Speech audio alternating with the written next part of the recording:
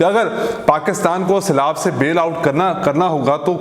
या डिफ़ॉल्ट हो जाता है पाकिस्तान, तो उनसे कौन सी डिमांड्स रखी जाएंगी। अब भारत ने ये डिमांड्स रखी कि हम लोग जो कश्मीर का जो तनाज़ा है उसको ख़त्म करेंगे, बल्कि आज़ाद कश्मीर भी हमें दिया जाना चाहिए, और जो सिंध का इलाका है वो भी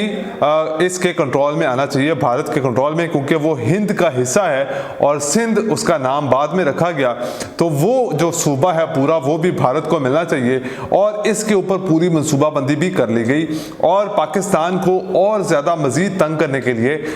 ये सारी जो चीज़ें देखी गई। दूसरा, अमेरिका की ख्वाहिश ये थी कि अगर पाकिस्तान को इस जो प्लानिंग से या इस मुश्किल से निकालना है